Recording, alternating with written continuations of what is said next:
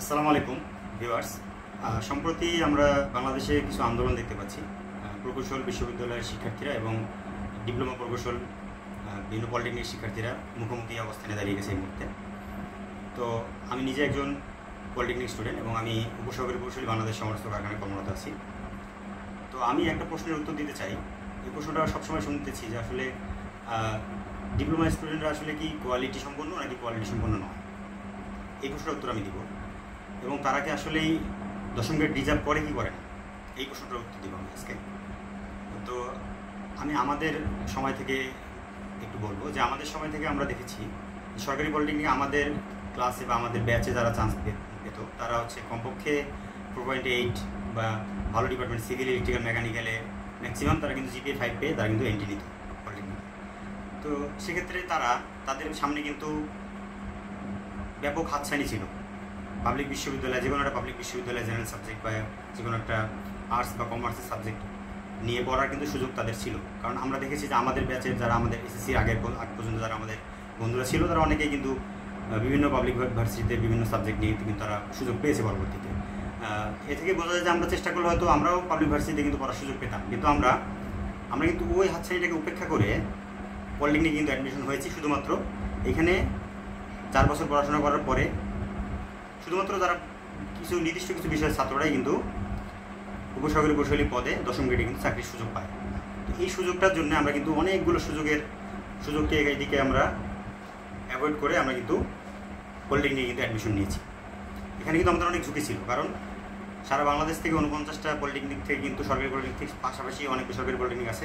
এখান থেকে কিন্তু প্রতি বছর লাখ লাখ ছাত্র পাস করতেছে।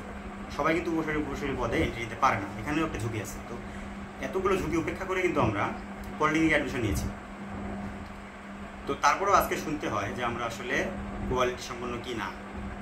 তো আমাদের কোয়ালিটি আছে কি না আমরা কাজে কর্মে পরিচয় দিতে পারছি। আমরা বিভিন্ন সময় আমাদের কাজেই পরিচয় হচ্ছে। আর যারা কুয়েট থেকে আসতেছেন বিভিন্ন জায়গা দশম গ্রেডে এন্ট্রি নিতে চান, তাদের জন্য একটা কথা থাকবে আমার, যে আসলে ভাইয়া আমরা তো আমাদের অফিসে আমরা যে জব বিভিন্ন সেক্টরে আসি, আমরা কিন্তু এটা দেখে অভ্যস্ত যে পাবলিক বিশ্ববিদ্যালয় বা প্রকৌশল বিশ্ববিদ্যালয়ে যারা পাশ করে আসেন তারা কিন্তু আমাদের চেয়ে উপরের পদে চাকরি করে, তাদেরকে আমরা বস হিসেবে দেখে আসতেছি। তো আপনারা যে আজকে দশম গ্রেডে আসতে যাচ্ছেন, সেক্ষেত্রে কিন্তু আপনার পলিটেকনিক পড়ুয়া কিন্তু ছেলেরা বা পলিটেকনিক পড়ুয়া লোকজন কিন্তু আপনার বস হবে বা আপনার কিন্তু সিনিয়র হবে। এটা কি আপনি নিতে পারবেন? বা আপনি কি আদৌ দশম গ্রেডে এন্ট্রি নিয়ে দশম গ্রেডে চাকরি করবেন, নাকি আপনি এটাকে জাস্ট একটা জব প্রিপারেশনের একটা জায়গা হিসেবে নেবেন? এবং একই তো একদিকে আপনারা প্রকৌশল বিশ্ববিদ্যালয় পড়তে গিয়ে জনগণের এবং রাষ্ট্রের লাখ লাখ টাকা আপনারা কিন্তু আপনাদের পিছনে কিন্তু খরচ হয়েছে। আবারও যদি আপনারা এই খাতে আসেন, এসে যদি আপনারা কিছুদিনের জন্য সাব ইঞ্জিনিয়ার পদে চাকরি করে আবার যদি সুইচ করেন, সেক্ষেত্রে কিন্তু সরকারের আরও অনেক ক্ষতি হবে।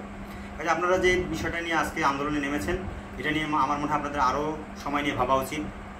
আপনাদের সিনিয়রদের সাথে যারা বিভিন্ন জায়গায় চাকরিরত আছে তাদের সাথে আপনাদের আরও ভালোভাবে কথা বলা উচিত।